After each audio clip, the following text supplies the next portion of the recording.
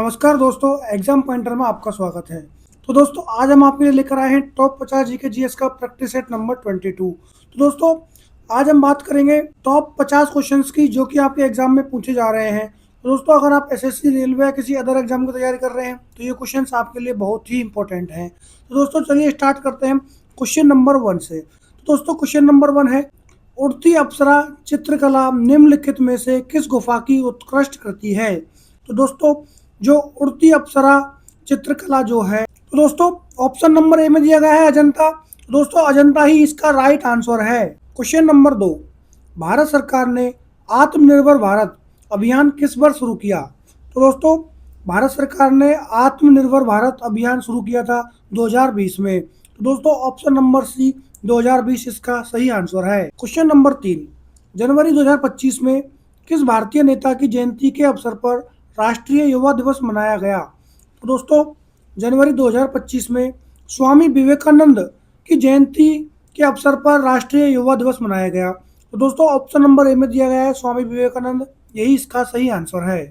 Question number 4, SDG India index 2023-24 में केंद्र शासित प्रदेशों द्वारा प्राप्त सम्मिश्र स्कोर की रेंज क्या है? तो दोस्तों, एसडीजी इंडिया इंडेक्स 2023-24 में केंद्र शासित प्रदेशों द्वारा सम्मिश्र स्कोर है 65 से 77। दोस्तों, ऑप्शन नंबर ए में दिया गया है 65 से 77, यही इसका सही आंसर है। क्वेश्चन नंबर 5, अप्रैल 2025 में भारतीय रिजर्व बैंक के नए डिप्टी गवर्नर के रूप में किसे नियुक्त किया गया? तो दोस्तों, अप्रैल 2025 में भारतीय रिजर्व बैंक आरबीआई के नए डिप्टी गवर्नर के रूप में पूनम गुप्ता को नियुक्त किया गया है। दोस्तों, ऑप्शन नंबर डी में दिया गया है पूनम गुप्ता, यही इसका सही आंसर है। क्वेश्चन नंबर 6, निम्नलिखित में से किस देश ने 2025 में बंगाल की खाड़ी अंतर सरकारी संगठन की अध्यक्षता संभाली? दोस्तों, भारत देश ने 2025 में बंगाल की खाड़ी अंतर सरकारी संगठन की अध्यक्षता संभाली है। दोस्तों, ऑप्शन नंबर डी भारत इसका सही आंसर है। क्वेश्चन नंबर 7, 2025 में शारदा सिन्हा को मरणोपरांत पद्म विभूषण किस क्षेत्र में दिया गया है? तो दोस्तों, 2025 में शारदा सिन्हा को मरणोपरांत पद्म विभूषण कला के क्षेत्र में दिया गया है। दोस्तों, ऑप्शन नंबर ए कला इसका सही आंसर है। क्वेश्चन नंबर 8, लैपटॉप में ऑपरेटिंग सिस्टम का प्राथमिक कार्य क्या है? तो दोस्तों, लैपटॉप में ऑपरेटिंग सिस्टम का प्राथमिक कार्य है हार्डवेयर और सॉफ्टवेयर संसाधनों का प्रबंधन करना। तो दोस्तों, ऑप्शन नंबर सी में दिया गया है हार्डवेयर और सॉफ्टवेयर संसाधनों का प्रबंधन करना, यही इसका सही आंसर है। क्वेश्चन नंबर 9, 104वें संविधान संशोधन अधिनियम 2020 के अंतर्गत किस प्रावधान को बढ़ाया गया? तो दोस्तों, 104वें संविधान संशोधन अधिनियम 2020 के अंतर्गत विधानसभाओं में एससी एसटी के लिए आरक्षण प्रावधान को बढ़ाया गया है। तो दोस्तों, ऑप्शन नंबर सी विधानसभाओं में एससी एसटी के लिए आरक्षण, यही इसका सही आंसर है। क्वेश्चन नंबर 10, महात्मा गांधी की ओर से 1932 के पूना समझौते पर किसने हस्ताक्षर किए थे, क्योंकि उस समय पर वे जेल में थे? तो दोस्तों, महात्मा गांधी की ओर से 1932 के पूना समझौते पर पंडित मदन मोहन मालवीय ने हस्ताक्षर किए थे, क्योंकि महात्मा गांधी जी उस समय जेल में थे। तो दोस्तों, option number B Pandit Madan Mohan Malviya इसका सही आंसर है। क्वेश्चन नंबर 11, घरेलू ऊर्जा खपत को मापने के लिए आमतौर पर विद्युत शक्ति की किस इकाई का उपयोग किया जाता है? तो दोस्तों, घरेलू ऊर्जा खपत को मापने के लिए आमतौर पर विद्युत शक्ति की जो इकाई होती है वो होती है किलोवाट घंटा। दोस्तों, ऑप्शन नंबर सी किलोवाट घंटा इसका सही आंसर है। दोस्तों, ये बहुत ही इंपॉर्टेंट क्वेश्चन है, कई बार एग्जाम में पूछा गया है, बहुत एग्जाम में ये रिपीट हुआ है दोस्तों। और दोस्तों, खास तौर से अगर आप रेलवे की तैयारी कर रहे हैं तो ये क्वेश्चन कई बार रेलवे के एग्जाम में पूछा जा चुका है। दोस्तों, इस क्वेश्चन को जरूर आप याद कर जाएं। क्वेश्चन नंबर 12, स्वराज मेरा जन्मसिद्ध अधिकार है और मैं इसे लेकर रहूंगा, निम्नलिखित में से किसने यह कहा? तो दोस्तों, स्वराज मेरा जन्मसिद्ध अधिकार है और मैं इसे लेकर रहूंगा, यह नारा दिया था बाल गंगाधर तिलक ने। दोस्तों, ऑप्शन नंबर डी में दिया गया है बाल गंगाधर तिलक, यही इसका सही आंसर है। 13, द्रोणाचार्य पुरस्कार किसे प्रदान किया जाता है? तो दोस्तों, द्रोणाचार्य पुरस्कार जो है सर्वश्रेष्ठ कोच को प्रदान किया जाता है। दोस्तों, ऑप्शन नंबर बी सर्वश्रेष्ठ कोच इसका सही आंसर है। क्वेश्चन नंबर 14, बंगाल विभाजन योजना कब लागू की गई थी? तो दोस्तों, बंगाल विभाजन योजना 16 अक्टूबर 1905 को लागू की गई? दोस्तों ऑप्शन नंबर सी में दिया गया है 16 अक्टूबर 1905, यही इसका सही आंसर है। क्वेश्चन नंबर 15, यूकेरियोटिक कोशिका निम्नलिखित में से किस जगत में नहीं पाई जाती है? तो दोस्तों यूकेरियोटिक जो कोशिका है वो मोनेरा जगत में नहीं पाई जाती है। दोस्तों ऑप्शन नंबर डी दिया गया है मोनेरा, यही इसका सही आंसर है। क्वेश्चन नंबर 16, क्रिकेट के एक टेस्ट मैच की अधिकतम अवधि कितने दिन की होती है? तो दोस्तों क्रिकेट का जो एक टेस्ट मैच होता है उसकी अधिकतम अवधि होती है दोस्तों 5 दिन की। तो दोस्तों ऑप्शन नंबर सी में दिया गया है 5, दोस्तों यही इसका सही आंसर है। क्वेश्चन नंबर 17, निम्नलिखित में से किस क्रिकेटर ने सिक्स मशीन शीर्षक से एक आत्मकथा लिखी है? तो दोस्तों जो सिक्स मशीन शीर्षक से जो आत्मकथा लिखी है वो लिखी है क्रिस गेल ने। दोस्तों ऑप्शन नंबर ए में दिया गया है क्रिस गेल, यही इसका सही आंसर है। क्वेश्चन नंबर 18, निम्नलिखित में से कौन से प्रतीक का उपयोग किसी ईमेल के उपयोगकर्ता के नाम और ईमेल सर्वर के भागों को अलग करने के लिए किया जाता है? तो दोस्तों @, दोस्तों ऑप्शन नंबर डी में जो दिया गया है @, इस प्रतीक का उपयोग करते हैं किसी ईमेल के उपयोगकर्ता के नाम और ईमेल सर्वर के भागों को अलग करने के लिए। दोस्तों ऑप्शन नंबर डी में दिया गया है @, यही इसका सही आंसर है। Question number 19, doctor Shyama Prasad Mukherjee swimming pool complex स्थित है? तो दोस्तों doctor Shyama Prasad Mukherjee swimming pool complex जो है नई दिल्ली में स्थित है। दोस्तों ऑप्शन नंबर डी नई दिल्ली इसका सही आंसर है। क्वेश्चन नंबर 20, सुनैना हजारीलाल ने किस शास्त्रीय नृत्य के लिए पद्म श्री प्राप्त किया? तो दोस्तों सुनैना हजारीलाल ने कथक शास्त्रीय नृत्य के लिए पद्म श्री प्राप्त किया। तो दोस्तों ऑप्शन नंबर डी कथक इसका सही आंसर है। क्वेश्चन नंबर 21, विष्णुपुर मंदिर समूह है किस भारतीय राज्य में स्थित है? तो दोस्तों विष्णुपुर मंदिर समूह जो है पश्चिम बंगाल भारतीय राज्य में स्थित है। तो दोस्तों ऑप्शन नंबर ए पश्चिम बंगाल, यही इसका सही आंसर है। क्वेश्चन नंबर 22, सूर्य कुमार यादव निम्नलिखित में से किस खेल से संबंधित है? दोस्तों सूर्य कुमार यादव जो है क्रिकेट से संबंधित है। दोस्तों ऑप्शन नंबर बी क्रिकेट इसका सही आंसर है। क्वेश्चन नंबर 23, निम्नलिखित में से किसे सबसे अधिक तरल संपत्ति माना जाता है?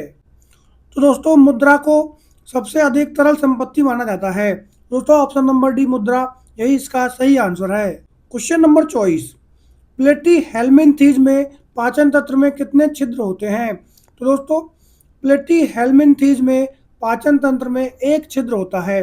दोस्तों ऑप्शन नंबर सी में दिया गया है एक, यही इसका सही आंसर है। नंबर 25, निम्नलिखित में से कौन सा सामान्यतः इस्तेमाल किए जाने वाला वर्ड प्रोसेसिंग पैकेज है?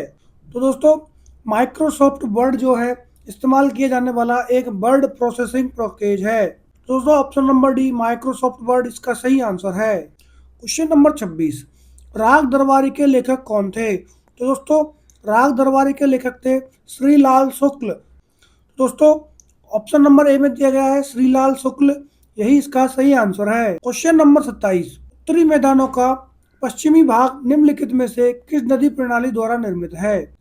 तो दोस्तों उत्तरी मैदानों का पश्चिमी भाग जो है सिंधु और उसकी सहायक नदियों की नदी प्रणाली द्वारा निर्मित है। तो दोस्तों ऑप्शन नंबर बी सिंधु और उसकी सहायक नदियां इसका सही आंसर है। क्वेश्चन नंबर 28, भारतीय संविधान में कानून के शासन का विचार किस देश से लिया गया है? तो दोस्तों भारतीय संविधान में कानून के शासन का विचार यूनाइटेड किंगडम देश से लिया गया है। दोस्तों ऑप्शन नंबर ए में दिया गया है यूनाइटेड किंगडम, यही इसका सही आंसर है। क्वेश्चन नंबर 29, निम्नलिखित में से कौन ऋग्वेद में वर्णित 3 सबसे महत्वपूर्ण देवताओं में से एक नहीं है? तो दोस्तों प्रजापति जो है ऋग्वेद में वर्णित 3 सबसे महत्वपूर्ण देवताओं में से एक नहीं है।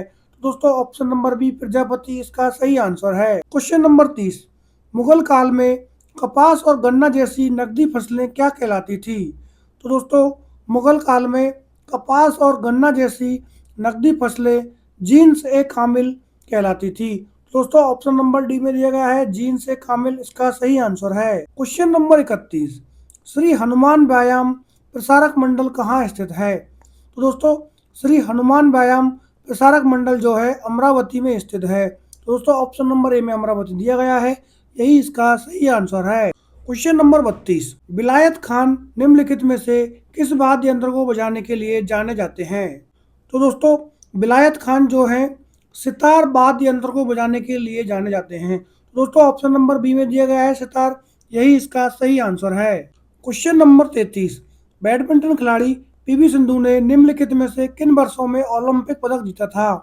तो दोस्तों पीवी सिंधु ने बैडमिंटन खिलाड़ी हैं जिन्होंने 2016 और 2020 में ओलंपिक पदक जीता था। दोस्तों ऑप्शन नंबर ए में दिया गया है 2016 और 2020 इसका सही आंसर है। क्वेश्चन नंबर 34, कोलायत उत्सव भारत के किस राज्य में मनाया जाता है? तो दोस्तों कोलायत उत्सव जो है भारत के राजस्थान राज्य में मनाया जाता है। दोस्तों ऑप्शन नंबर बी में दिया गया है राजस्थान, यही इसका सही आंसर है। क्वेश्चन नंबर 35, निम्नलिखित में से कौन सा विशेष आर्थिक क्षेत्र का प्राथमिक उद्देश्य नहीं है? तो दोस्तों निम्न में से स्वच्छ प्रौद्योगिकी को बढ़ावा देना विशेष आर्थिक क्षेत्र का प्राथमिक उद्देश्य नहीं है। तो दोस्तों ऑप्शन नंबर बी इसका सही आंसर है। क्वेश्चन नंबर 36, अकबर के कहने पर महजर का दस्तावेज किसने तैयार किया? तो दोस्तों अकबर के कहने पर शेख मुबारक ने महजर का दस्तावेज तैयार किया। दोस्तों ऑप्शन नंबर ए शेख मुबारक इसका सही आंसर है। क्वेश्चन नंबर 37, राष्ट्रीय आयुष मिशन को 31 मार्च 2026 तक बढ़ा दिया गया है, योजना कब शुरू की गई थी? दोस्तों राष्ट्रीय आयुष मिशन योजना दोस्तों 2014 में शुरू की गई थी। दोस्तों ऑप्शन नंबर बी में दिया गया है 2014, यही इसका सही आंसर है। क्वेश्चन नंबर 38, टोक्यो ओलंपिक 2020 में पदक तालिका में भारत का स्थान कौन सा था? तो दोस्तों टोक्यो ओलंपिक 2020 में पदक तालिका में भारत का स्थान 48वां था। दोस्तों ऑप्शन नंबर ए 48वां इसका सही आंसर है। क्वेश्चन नंबर 39 में प्रमुख रोजगार उत्पादक क्षेत्र कौन सा था? दोस्तों ऑप्शन नंबर डी कृषि इसका सही आंसर है। सिक्कों के अध्ययन को क्या कहते हैं? तो दोस्तों सिक्कों के अध्ययन को कहते हैं मुद्रा शास्त्र। दोस्तों ऑप्शन नंबर बी में दिया गया है मुद्रा शास्त्र, यही इसका सही आंसर है। क्वेश्चन नंबर 41, गोवा निम्नलिखित में से किस अयस्क के लिए प्रसिद्ध है? तो दोस्तों गोवा जो है लोहा और मैग्नीज के लिए प्रसिद्ध है। दोस्तों ऑप्शन नंबर सी में दिया गया है लोहा और मैग्नीज, यही इसका सही आंसर है। क्वेश्चन नंबर 42, भारतीय संविधान में 11वां मौलिक कर्तव्य किस वर्ष जोड़ा गया था? तो दोस्तों भारतीय संविधान में जो 11वां मौलिक कर्तव्य था वह वर्ष 2002 में जोड़ा गया। दोस्तों ऑप्शन नंबर बी 2002, यही इसका सही आंसर है। क्वेश्चन नंबर 43, भूमध्य रेखा के ऊपर क्षोभ सीमा पर वायु का तापमान कितना होता है? तो दोस्तों भूमध्य रेखा के ऊपर क्षोभ सीमा पर वायु का तापमान -80 डिग्री सेंटीग्रेड होता है। दोस्तों option number D -80 degree centigrade इसका सही आंसर है। क्वेश्चन नंबर 44, 2011 की जनगणना के अनुसार निम्नलिखित में से किस राज्य में साक्षरता दर में सबसे कम दशकीय वृद्धि थी? तो दोस्तों 2011 की जनगणना के अनुसार मिजोरम राज्य में साक्षरता दर में सबसे कम दशकीय वृद्धि थी। तो दोस्तों ऑप्शन नंबर ए मिजोरम इसका सही आंसर है। क्वेश्चन नंबर 45, समुद्री नमक, पराग, राख, धुआं, कालिक और महीन मिट्टी किससे संबंधित है? तो दोस्तों समुद्री नमक, पराग, राख, धुआं, कालिक और महीन मिट्टी जो है धूल के कण से संबंधित है। दोस्तों ऑप्शन नंबर डी में दिया गया है धूल के कण, यही इसका सही आंसर है। क्वेश्चन नंबर 46, कार की बिक्री का परिणाम है? तो दोस्तों कार की बिक्री का परिणाम है जीडीपी में वृद्धि। दोस्तों ऑप्शन नंबर डी जीडीपी में वृद्धि इसका सही आंसर है। क्वेश्चन नंबर 47, वर्ष भर उपलब्ध खाद्य संसाधन के साथ कीट भक्षी आबादी की सहायता करने में कौन सी प्रजाति महत्वपूर्ण भूमिका निभाती है? तो दोस्तों फाइकस प्रजाति जो है दोस्तों कीट भक्षी आबादी की सहायता करने में महत्वपूर्ण भूमिका निभाती है। तो दोस्तों ऑप्शन नंबर ए फाइकस प्रजाति इसका सही आंसर है। क्वेश्चन नंबर 48, हरित क्रांति के दौरान किसानों द्वारा बाजार में अधिशेष के रूप में कौन सी उपज उपलब्ध थी? तो दोस्तों हरित क्रांति के दौरान किसानों द्वारा बाजार में गेहूं और चावल के रूप में उपलब्ध था। तो दोस्तों ऑप्शन नंबर ए गेहूं और चावल इसका सही आंसर है। क्वेश्चन नंबर 49, भारत सरकार ने कितने दिनों के लिए काम उपलब्ध कराने के लिए 20 जून 2020 को गरीब कल्याण रोजगार अभियान शुरू किया था? तो दोस्तों भारत सरकार द्वारा गरीब कल्याण रोजगार अभियान जो शुरू किया गया था उसमें 125 दिन का काम उपलब्ध कराने के लिए चालू किया गया। दोस्तों ऑप्शन नंबर ए 125 दिन इसका सही आंसर है। क्वेश्चन नंबर 50, निम्नलिखित में से कौन सा अनुच्छेद भारतीय संविधान के संशोधन से संबंधित है? तो दोस्तों अनुच्छेद 368 भारतीय संविधान के संशोधन से संबंधित है। दोस्तों ऑप्शन नंबर बी अनुच्छेद 368 इसका सही आंसर है। तो दोस्तों आज के प्रैक्टिस सेट में हमने पढ़े हैं टॉप 50 जीके जीएस के क्वेश्चंस जो कि एग्जाम्स में पूछे गए हैं और आगे भी पूछे जा सकते हैं।